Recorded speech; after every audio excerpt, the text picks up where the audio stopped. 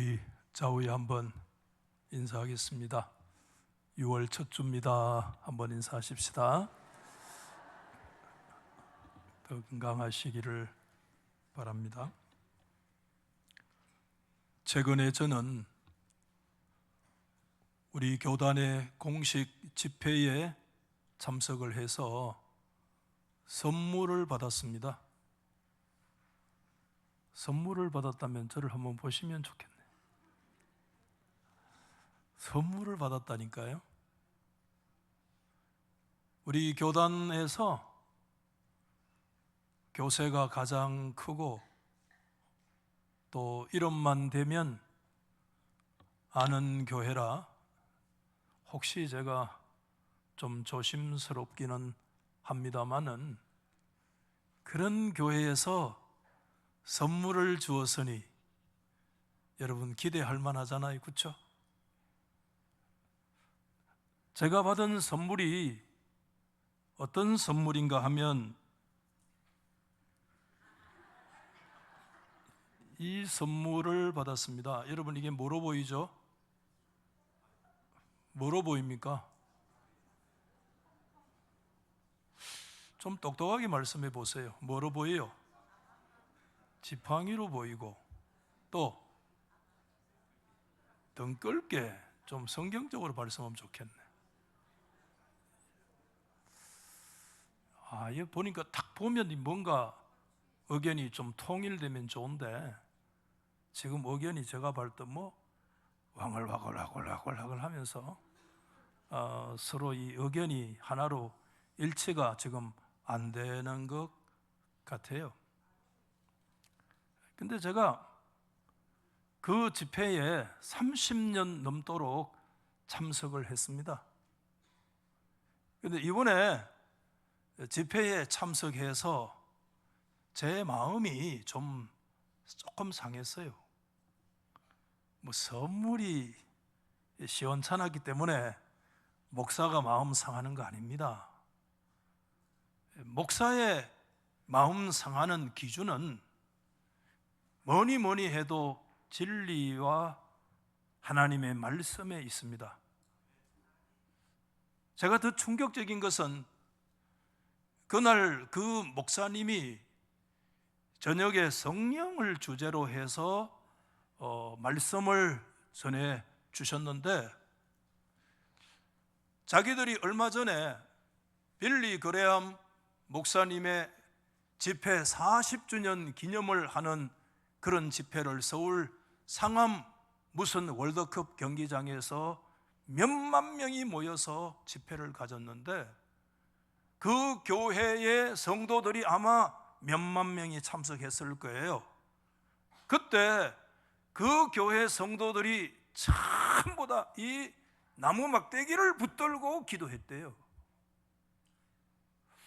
그래서 저는 이 선물이 뭔지를 확인도 못하고 그 집회에 참석을 했는데 그 목사님은 또 이거보다 한 10배 큰 진짜 큰 집회의를 들고 우리 전 성도들이 이걸 붙들고 막 기도했다. 전 귀를 좀 의심했어요. 그래서 옆에 있는 조 목사님한테 이게 뭐고? 물으니까 너우서단 아닙니까? 어떡하네? 너우서단이 그 노조각 성경에 이제 그런 내용도 있는데 좀 마음이 아프더라고요.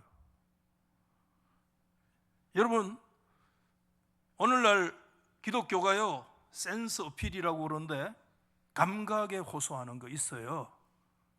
전혀 무시를 못해요. 우리가 성찬과 세례도 감각에 호소하는 그런 요소가 있고요.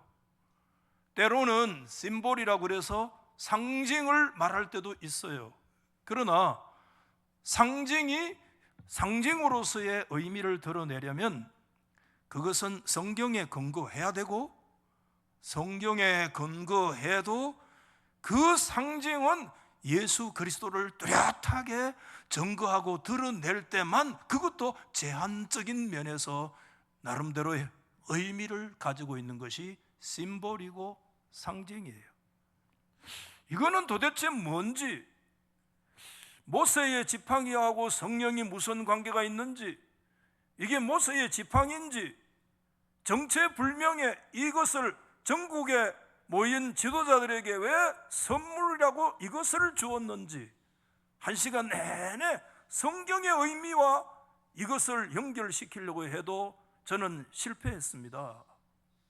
예배를 마치고 밖에 나왔는데 전국에 날카로운 지도자들이 많이 있습니다. 우리 교단 안에도. 역사위원장, 이건 뭐 어떻게 생각하냐? 왜요? 내가 교단 역사를 대표하는 사람도 아니고. 개혁주의가 날 보고 그러더라고요. 그래서 제가 하고 싶은 말은 있었지만은, 기도하러 가서 그래도 불평하고 원망하고 오면 안 되잖아요. 그래서 하나님 앞에 좀 절제하고 그렇게 내려왔는데, 그 이후에 이 정체불명의 이 지팽이가 뭐고? 여러분, 우리가 의지할 것은 오직 예수 그리스도만 의지하는 줄 믿습니다. 우리는 오직 성령님만 의지합니다. 하나님의 백성들이 붙들고 기도할 것은 지폐를 붙들고 몇만 명이 기도하는 것이 아니라 하나님의 말씀만을 붙들고 기도하는 것이 우리 교단의 신학이요, 우리 교단의 영적 정체성인 줄 믿으시기를 바랍니다. 여러분, 우리는 예수 그리스도만이 우리의 의지가 되십니다. 예수 그리스도만이 우리의 구원과 은혜의 유일한 통로가 되시는 줄 믿습니다. 이 말씀은 여러분, 예수 그리스도로 통하지 않고는 인간이 구원받을 수 있는 다른 길이 없는 것입니다. 여러분, 왜 예수 그리스도에 대해서 지나온 2000년 역사 속에 그렇게 수많은 도전들과 이단들이 날뛰었지만 하나님의 교회가 왜 그 부분에 대해서 명경알처럼 그렇게 날카롭게 대처를 했는가 하면, 그 사상의 핵심이 뭔가 하면 중보자 사상 때문에 그래요. 중보자 사상 때문에. 여러분, 하나님과 인간 사이의 중보자는 오직 한 분 예수 그리스도 뿐인 줄 여러분 분명히 믿으십니까?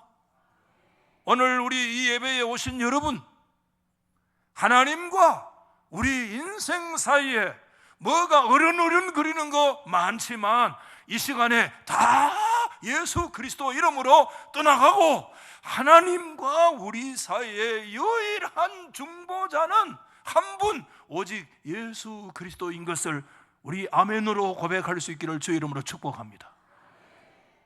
성경은 이 부분에 대해서 3가지 위대한 구절을 우리 가운데 가르쳐주고 있습니다.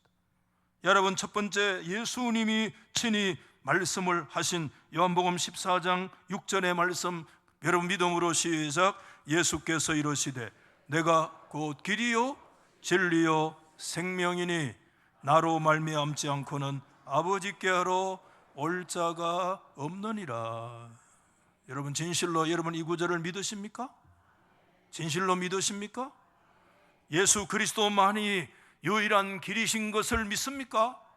예수 그리스도만이 유일한 진리이시며 그리스도만이 우리의 유일한 생명이시고 그리스도를 통하지 아니하고는 살아계시고 거룩하신 하나님 앞으로 나아갈 수 있는 길이 없음을 오늘 이곳에 있는 우리 성도들 믿음으로 고백하십니까?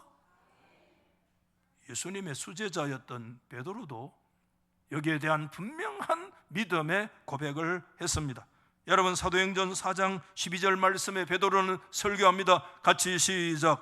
다른 이로서는 구원을 받을 수 없나니 천하 사람 중에 구원을 받을 만한 다른 이름을 우리에게 주신 일이 없음이라 하였더라. 여러분, 진실로 믿으시면 한번 아멘 하십시다. 여러분, 천하에 이름 있는 사람들 많습니다.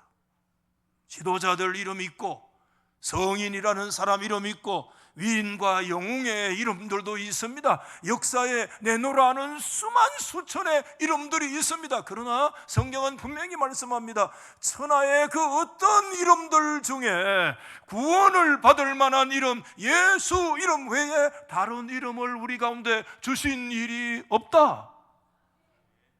예수님의 수제자 베드로가 분명하게 하나님 앞에 고백하는 그리스도 유일성의 신앙의 고백입니다.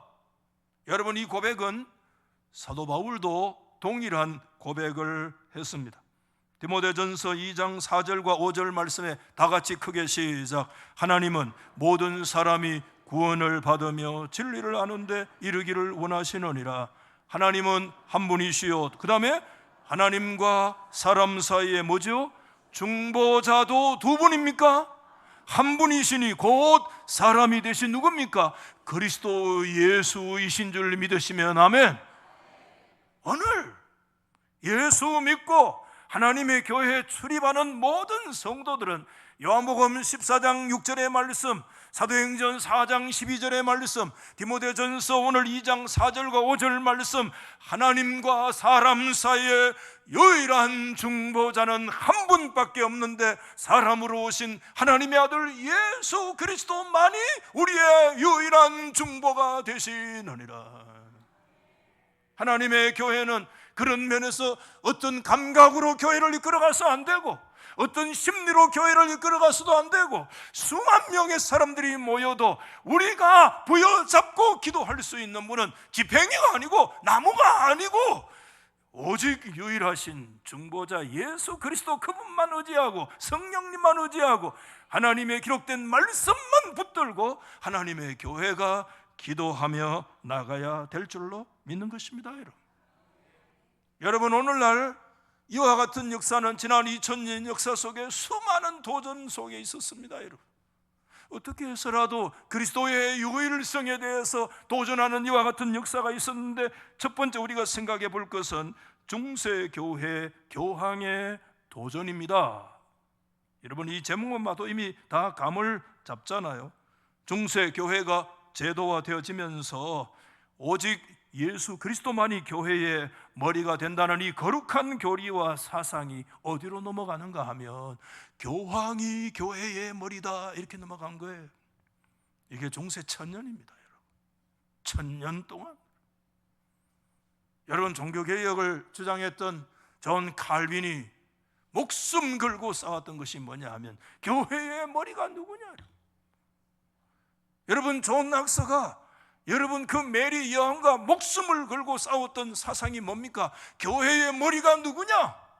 예수 그리스도만이 교회의 머리다. 아멘. 영국의 성공회, 영국의 앵글리칸 국교잖아요. 그 영국의 국교는 영국의 왕이 영국 교회의 머리다고 얘기했을 때, 여러분 존 칼빈과 그 후계자인 여러분 존 낙서와 존 앤드류 멜빌 같은 사람들이 일어나서 얘기를 한 거예요. 아닙니다. 심지어 여러분 존 낙서는요, 앤드류 멜빌 이런 사람들이 황제 앞에 가가지고 왕의 옥자락을 쥐땡기면서 이보시오, 죽으려고 작정했지. 왕의 옥자락을 땡기면서 이보시오, 예수 그리스도만이 영국 교회의 머리이십니다. 여러분, 믿음으로 목숨 걸고 얘기하는 사상이 예수 그리스도만이 교회의 머리다. 여러분, 교회 안에 역사 속에 언약도라는 유명한 신학 사상 운동이 있었습니다. 언약도는 예수 그리스도만이 우리의 머리이신 것을 전부 다 언약을 해서 전부 다 서명을 다 했습니다. 그 사람들을 언약도라고 그래요. 여러분, 영국의 왕이 그 사람들을 다 붙들어가지고 감옥에 가두었습니다. 그런데 그 감옥은 뚜껑 없는 감옥이에요. 그 날이 막 비바람이 쬐고 막 날이 오고 막 폭풍우가 몰아서 그 지붕 없는 감옥에 갇혀가지고 여러분 수만 명이 죽었습니다. 그들이 죽은 이유는 단 한 가지입니다. 하나님의 교회의 머리는 영국 왕이 아니야. 교회의 머리는 예수 그리스도만이 유일한 우리의 머리이시다. 할렐루야.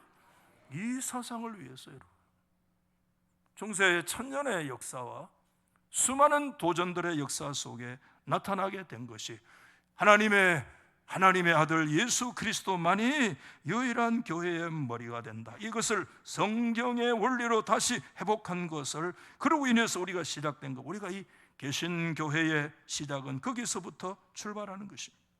두 번째는 문명 낙관론의 도전인데, 낙관론도 있고 여러분 비관론도 있습니다. 낙관론이 뭐죠? 모든 것 잘 될 거다, 이렇게 얘기하는 거예요. 여러분, 산업혁명이 일어났습니다. 전기기관차가 팍팍팍 하면서 막 달려가고요. 전에 마차가 다니던 것이 막 석탄을 떼가지고 막 쇳덩거리고 막 화차가 막 하면서 달려가고 엄청난 역사가 일어났어요. 그러면서 여러분 18세기를 지나면서 인간의 이성이 막 극한으로 여러분 일어나면서 이게 19세기가 되어지면 전부 다 사람들의 마음속에 팡팡하게 막 밀려오는 게 뭐냐 하면, 인간은 이성적인 노력으로 인간의 유토피아, 낙원을 건설할 수 있겠구나. 우리의 노력과 우리의 인간의 발전과 과학의 발전으로 인해서 인간은 이 세상에 낙원을 세울 수가 있겠구나 하는 그런 생각들이 18세기에 일어나서 19세기에 와서 막 극한에 막 도달되어지기 시작할 때, 그때 19세기에는요 뭐가 일어나느냐, 신학계도 전부 다 거기에 동조하기 시작을 하면서 자유주의 신학이라고 그래요. 그 자유주의 신학이 막 19세기 절정에 달하는 그와 같은 역사가 일어나면서 20세기를 맞이했습니다. 여러분, 20세기가 되면 세상은 바뀌겠구나, 세상은 천국이 되겠구나, 이제는 질병은 떠나가고 가난은 다 물러가고 전쟁은 끝이 나고 정말 인류의 진정한 유토피아가 20세기에 건설되겠구나, 그렇게 사람들이 꿈에 부풀어 있었는데 웬걸 뻥 터진 거 있어요. 그게 뭐냐? 여러분, 제1차 세계대전이 터진 거예요. 역사 속에 수천 번의 전쟁이 있었잖아요. 그런데 그 전쟁은 아무것도 아니야, 1차 세계대전에 비하면. 여러분, 이전 그 어떤 역사, 그 페르시아의, 바벨로니아의, 아시리아의 전쟁, 로마의 전쟁도 있었지만 1차 세계대전에 비하면 이거는 세바레피아, 수천 수백만의 사람들이 죽는 거야. 여러분들, 무시무시했어요. 인간이 만들어놓은 문명의 이기에 우리 스스로 발등을 지키는구나. 이 문명의 이기가 결국 우리 인간을 오히려 지옥으로, 우리 인간을 파멸로 몰아갈 수 있겠구나.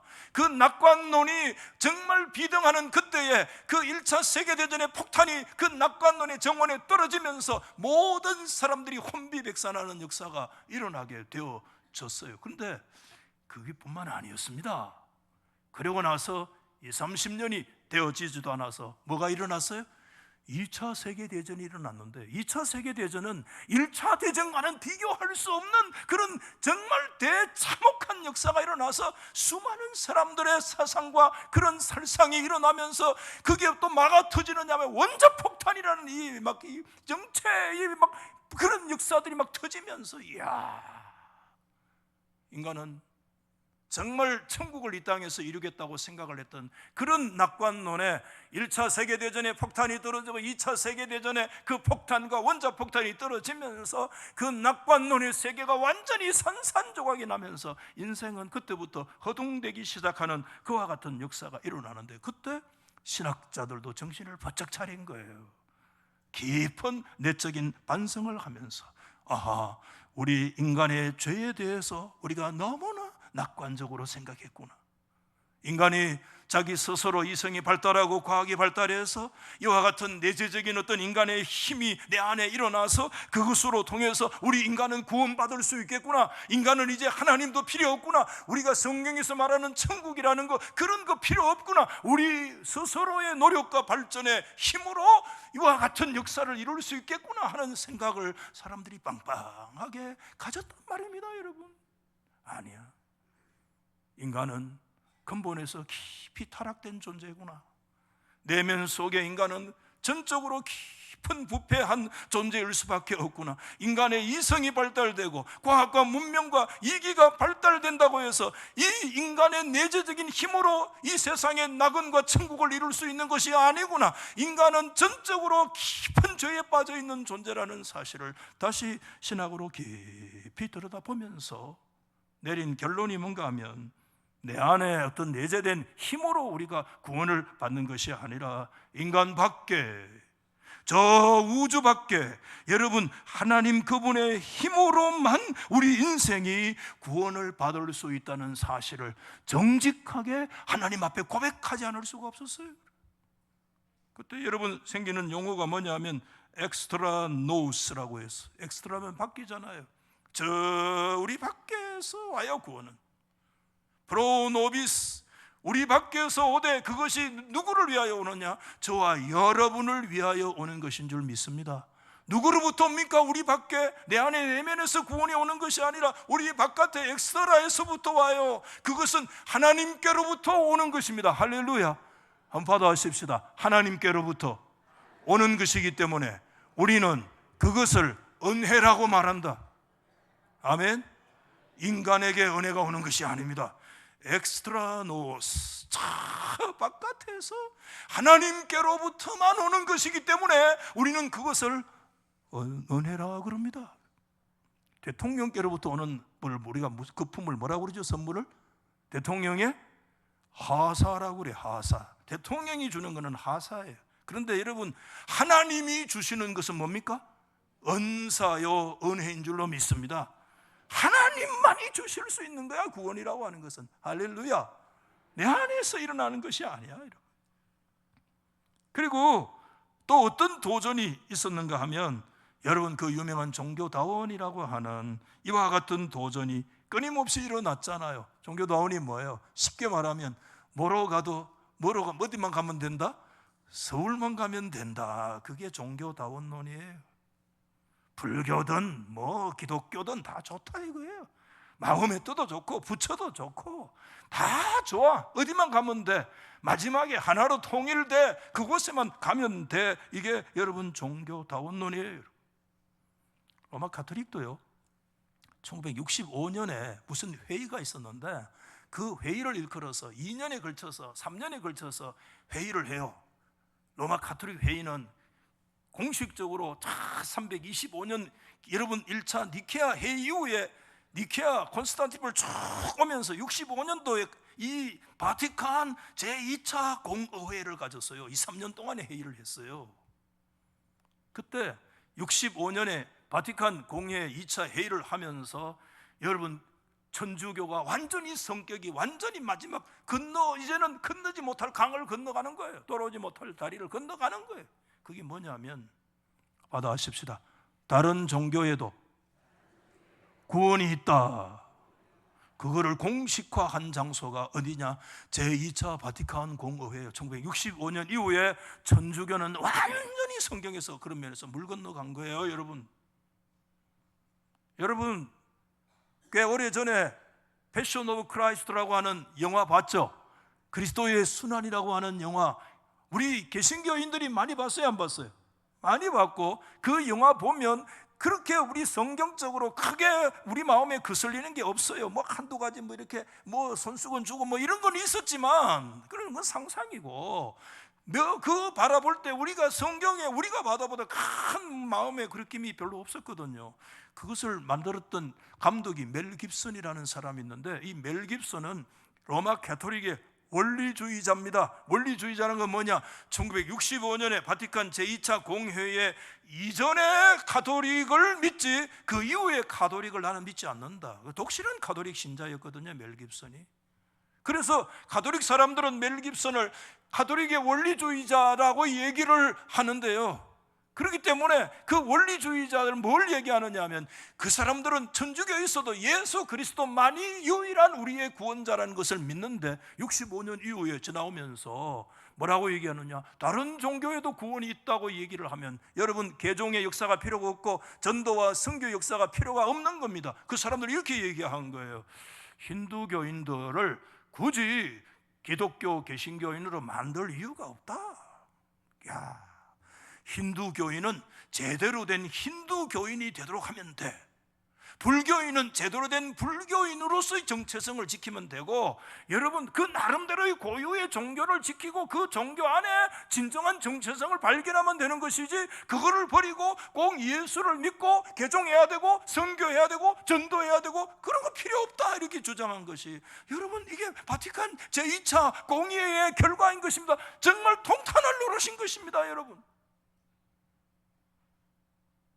여러분, 이와 같은 거센 종교다운 논이 계속해서 하나님의 교회를 향해서 지나온 2000년 동안에 막 세워져 온 것입니다. 그러나 우리는 하나님께 분명히 붙들어야 합니다. 예수 그리스도만이 유일하십니다. 할렐루야. 예수 그리스도만이 유일하십니다. 아멘. 그러면 여러분, 왜 예수님만이 유일하시냐? 오늘 이 말씀을 우리 조금 더 여러분 설명을 드려야 안 되겠습니까? 예수님의 가르침이 한마디로 잘 요약된 말씀이 오늘 저와 여러분이 읽으신 마가 10장 45절의 말씀입니다. 예수님은 3차에 걸쳐서 나는 예루살렘에 올라가서 죽임을 당한다는 말씀을 하시고, 세 번째 순환에 대한 말씀을 하신 이후에 오늘 이 10장 45절의 말씀, 인자가 온 것은 섬김을 받으리 함이 아니라 도리어 섬기려 하고 자기 목숨을 많은 사람에 뭘로 준다고요? 대속물로 주려고 한다. 여기에서 우리가 중요한 단어가 있는데, 첫 번째 인자라는 단어고 또 하나는 대속물이라고 하는 단어가 예수님에 대해서 정확하게 얘기하는데, 예수님이 누구시고 예수님께서 하실 사역이 무엇인가가 인자와 대속물이라고 하는 이 키워드 안에 정확하게 들어있다, 이렇게 말씀할 수가 있습니다. 여러분, 이 10장 45절은 성경에 대해서 좀 관심 있는 분들 다 암송도 하시는 그런 말씀이잖아요. 그런데 여러분, 이 짧은 구절은 사실상 성경 구약의 내용을 두 군데 반영을 하고 있는데, 첫 번째 인자가 온 것은 여기에 사람 인자, 아들 자자, 인자라고 하는 것은 뭐에 대한 얘기냐? 구약 다니엘서 7장 13절의 말씀을 반영하고 있고, 밑에 내려가서 자기 목숨을 많은 사람의 대속물로 준다는 이 말씀은 어디에 근거하고 있는가 하면 구약 성경 이사야 53장 전후의 말씀의 내용을 반영하고 있다 하는 것을 우리가 생각해야 됩니다. 자, 우선 인자라고 하는 거 한번 따라해 보십시다. 사람인, 아들자. 지금 천자문 시간입니다. 시작. 사람인, 그 다음 뭐지요? 아들자. 예수님이 자신에 대해서 호칭을 할 때 인자라고 얘기한 거야. 오늘 우리말로 얘기하면 Son of God이라고, 사람의 아들이다, 이렇게 얘기하신 거예요. 아주 독특한 호칭인데, 예수님이 스스로를 인자라고 호칭하신 것은 자기 스스로 창출해내는 용어가 아니고, 사도 뭐라요? 다니엘서 7장 13절에 그 다니엘의 예언의 말씀이 예수 그리스도 자신에게 성취된 것인데, 여러분 7장 13절 말씀에 보면 다니엘이 큰 환상을 봤어요. 내가 또 밤에 환상 중에 보니 인자 같은 이가 하늘 뭐를 타고요? 구름을 타고 와서 옛적 붙어 계신 이에게 나아가 그 앞으로 인도가 되더라, 이렇게 얘기했어요. 여기에서 우리가 예수님께서 스스로를 인자라고 얘기를 했는데, 인자는요 그냥 사람의 아들, 한 사람의 아들, 그런 뜻 아니에요. 한번 더 받아십시다. 그 사람의 아들, 정관사 덜을 붙여가지고 정관사를 붙이면 그 사람의 아들이란 뜻이에요. 우리 모두 사람의 아들이잖아요. 그 모든 종류에게 해당되는 그 말씀이 아니고, 여기 인자라는 것은 그 사람의 아들이라고 해서 그는 유일한 한 분을 특정하는 거예요. 여러분, 그 한 분을 특정하는 그 사람의 아들이 누구냐? 그게 여러분 다니엘서 7장 말씀에 다니엘이 환상 중에 바라봤던 인자의 말씀까지 거슬러 올라가고 있다는 것을 우리 가운데 보여주고 있는데, 여기에서 그 인자가요 뭐를 타고 오셨는가 하면 뭘 타고 왔어요? 수레 타고 왔어요? 뭘 타고 왔어요? 구르마 타고 왔어요? 뭐 타고 왔어요? 구르마 뭐지? 구름 타고 왔어요.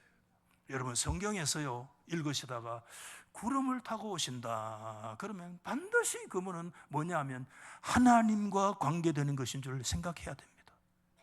신의 현현이라고 그러잖아요. 신이 나타날 때 동반되는 현상이 있는데 그건 반드시 구름과 함께 나타나는 거예요. 여러분, 천사도 굉장히 영물인데 성경에 여러분 천사가 등장된 내용들이 있죠. 그렇지만 천사가 나타날 때 구름이 동반된 현상이 한 번이라도 있었습니까? 없었습니다.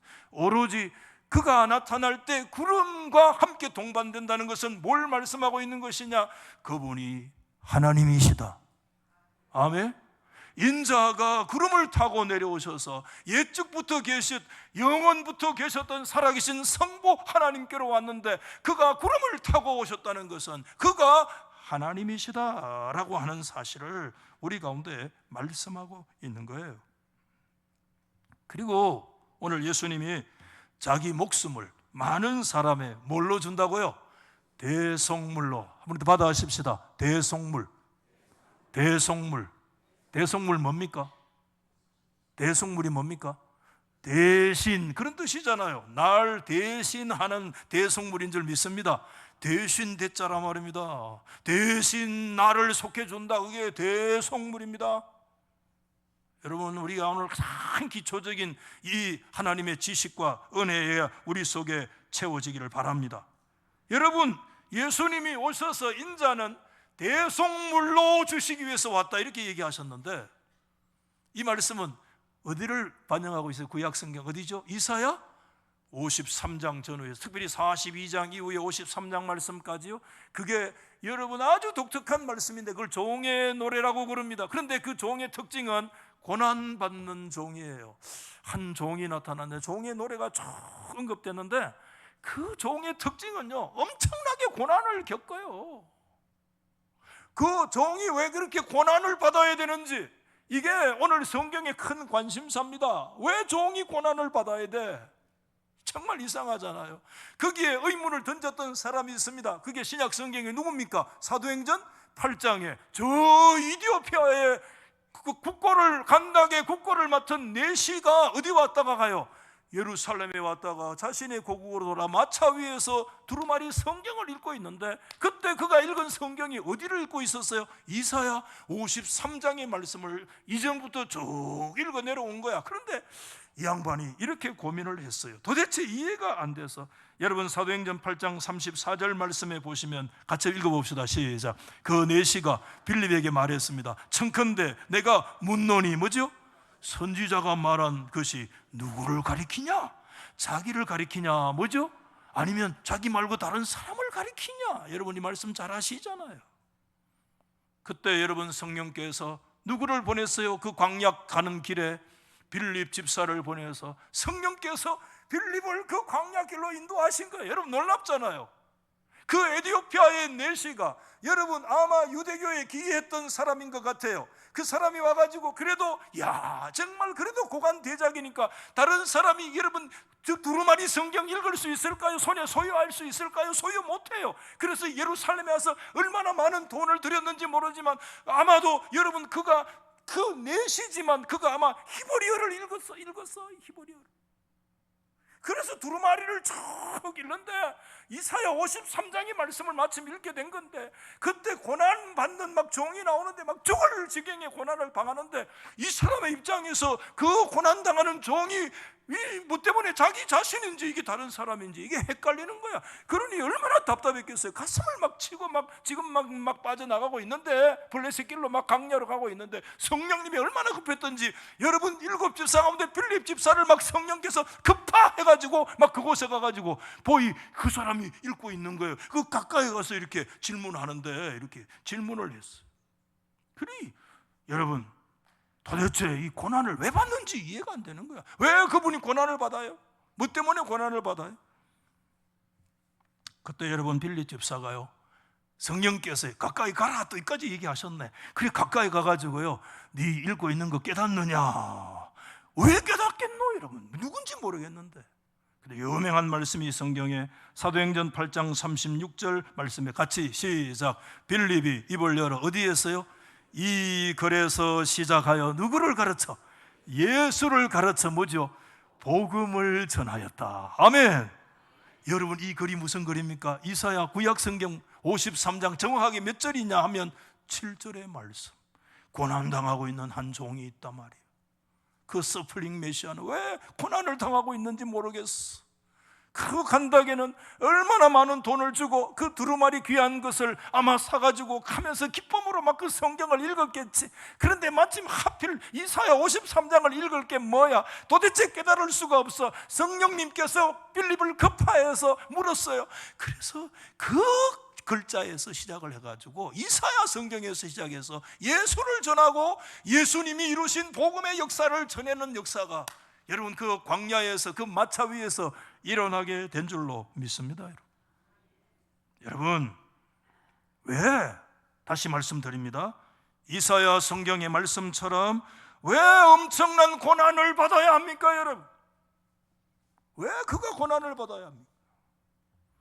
내세는 도대체 이해할 수가 없어요. 그 어떤 특정한 죄가 있는 것도 아닌데 왜 그가 그렇게 고난을 받는지 도대체 이해가 안 됐어요. 자기 죄 때문에 고난을 받는지 다른 사람의 무엇 때문에 고난을 받는지 도대체 그 고난의 이유를 설명할 수가 없었어요. 왜 예수님이 여러분 고난 받으셨습니까? 여러분 로마의 식민지에서는 정치적으로 반란 자는 무조건 어디에 처형합니까? 십자가에 처형합니다. 여러분 구약 성경 율법인 신명기 21장 23절 말씀에 나무에 달린 자는 다 어떤 사람이라고요? 하나님의 저주를 받은 사람이어야 나무에 달립니다. 그래서 여러분 유대 지도자들은요 예수를 무조건 어디에 달게 하려고 했어요? 나무에 달아 죽이려고 했습니다. 왜? 그래야 그가 하나님의 저주를 받아 죽은 죽음이고, 그래서 예수를 메시아로 떠받드는 사람들이 예수에게 환멸을 느끼고 메시아가 어떻게 하나님의 저주를 받을 수 있냐 말이야. 자가 모순에 빠지도록 만들고 예수를 다 버리고 도망가도록 만들기 위해서 그들은 가진 수단을 다해서 예수를 십자가에 못 박고 나무에 달아 하나님의 저주의 죽음을 주게 하는 이와 같은 역사를 이루기 위해서 가진 노력을 다했는데 성공했습니다. 그래서 예수님 십자가에 정말 나무에 달렸습니다. 제자들의 입장에서 기가 막히죠.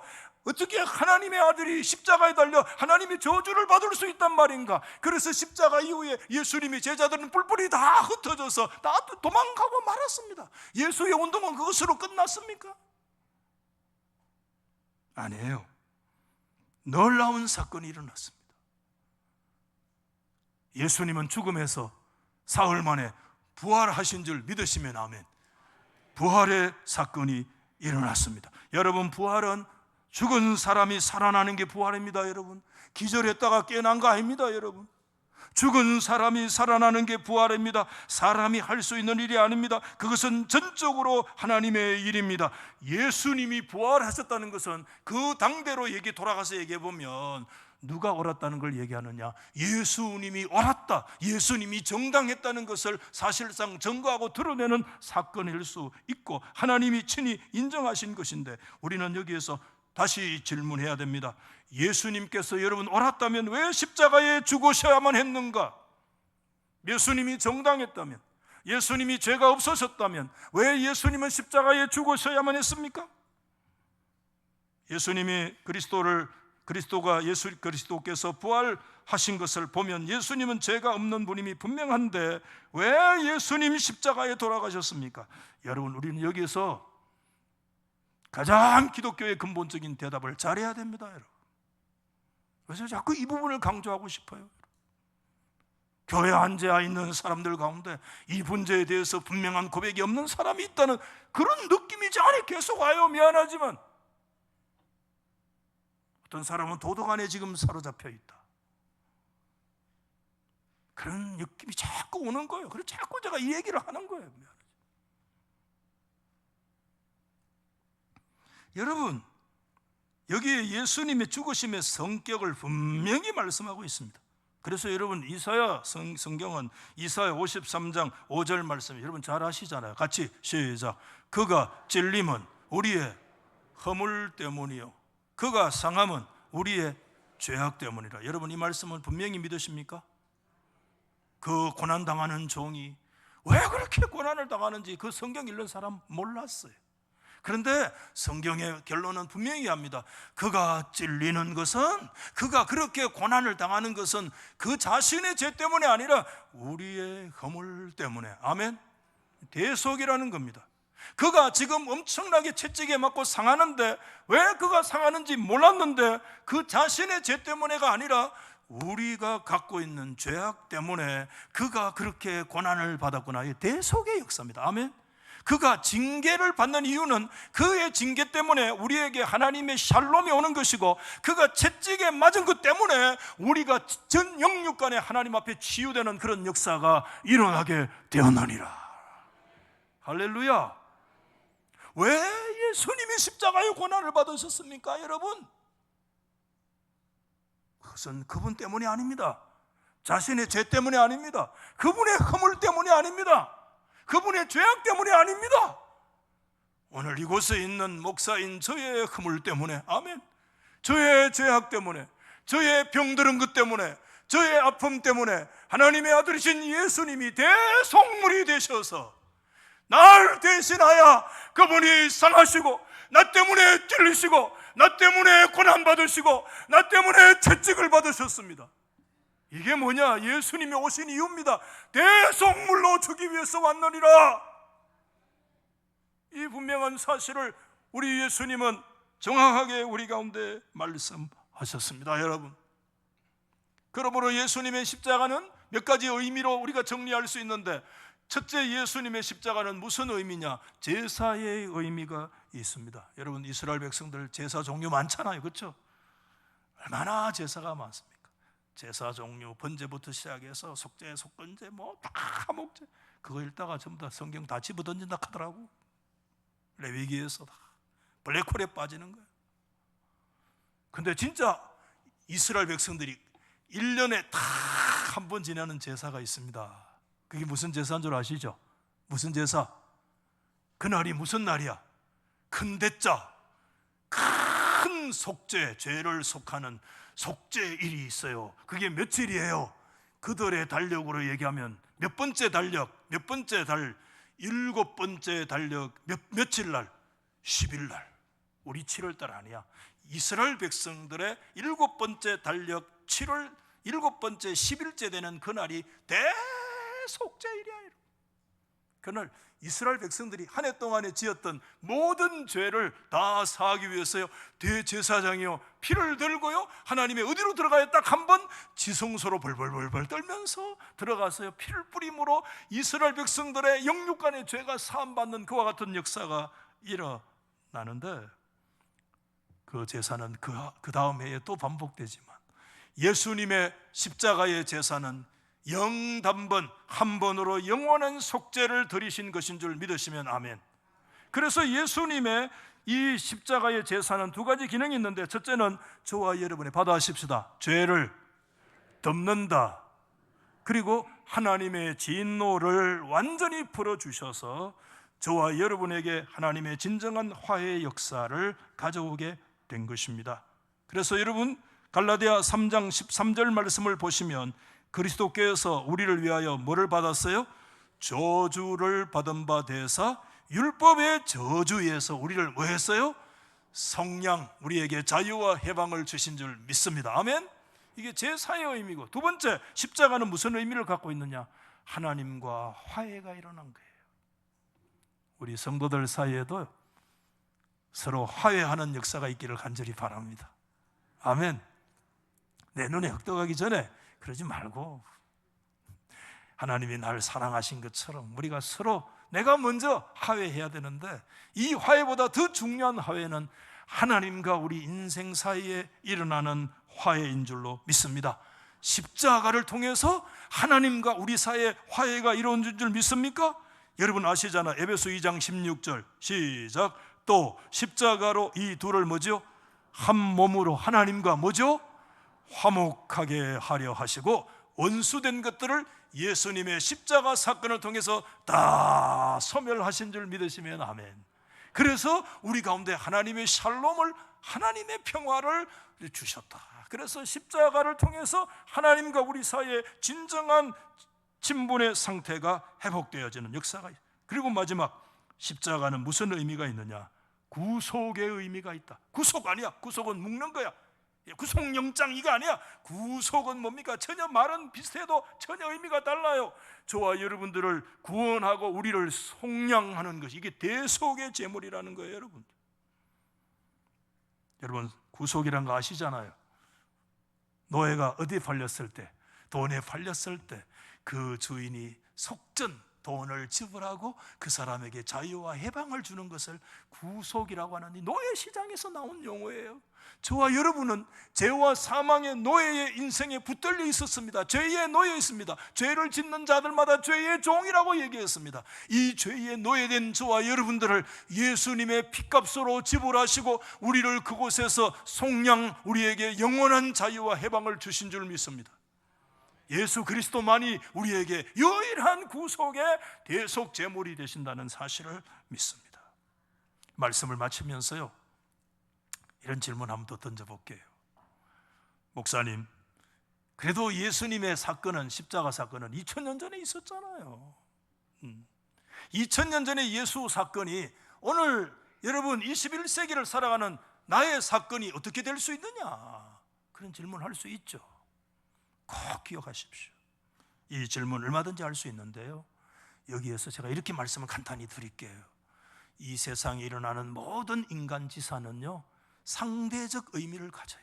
이것은 그 시간과 공간의 제약으로만 받는 의미를 가지는 거예요, 우리 인간의 행동은. 그러나 유일한 절대적 사건이 있습니다. 그것은 인간이 한 사건이 아닙니다. 하나님이 이루신 사건, 절대적인 사건이 있는데 이것은 시간과 공간을 초월합니다. 이것은 받아하십시다. 절대적 의미를 가진다.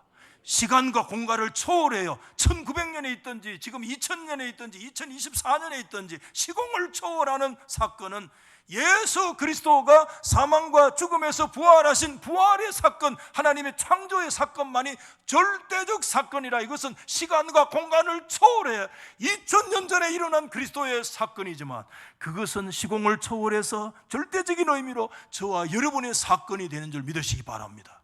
그리고 또 한 가지 마지막, 이 사건은 그냥 주어지는 것이 아니라 반드시 우리 가운데 뭐냐, 받아하십시다. 믿음을 통해서 우리 가운데 주어지게 된다는 사실입니다. 그래서 여러분, 사도 바울은 로마서 10장 9절 말씀 우리 같이 한번 시작. 네가 만일 내 입으로 예수를 주로 시인하여 또 하나님께서 그를 죽은 자 가운데서 살리신 것을 네 마음에 뭐하면, 믿으면. 옆에 사람하고 한번 더 진짜 얘기하십시다. 믿으면. 옆에 사람 한번 봐요. 마지막 다 했어 진짜. 이제 옆에 사람 눈 한번 봐요. 믿어야 된다. 아멘. 믿으면 그 절대적인 의미인 십자가 사건이 시공을 초월해서 오늘 이 시간에 너의 사건이 되리라. 믿으면 네가 구원을 받으리라. 아멘. 여러분, 오늘 제가 누구를 비난하기 위해서 이 말씀 드린 거 아니에요. 저는 그 목사님 개인적으로 존경하고 대단해요. 비난을 위해서 말씀드린 게 아니에요. 제 마음에 좀 상처를 받았지만 오늘 우리 사랑하는 성도 여러분들이요, 우리는 이 지폐를 붙들고 기도할 자들이 아닙니다. 우리는 오직 예수 그리스도, 아멘, 오직 성령님의 역사를 의지하고 오늘 저와 여러분들이 붙들고 기도해야 될 것은 믿음과 하나님의 말씀인 줄로 믿습니다. 여러분, 이 굳건한 신앙을 가지고 이 그리스도 안에 예수님만이 우리의 의지시고 소망이시다, 그분만이 우리의 구원이시다, 이 위대한 구원의 진리가 한 사람도 빠짐없이 저와 여러분의 거룩한 고백이 되기를 주의 이름으로 축원합니다.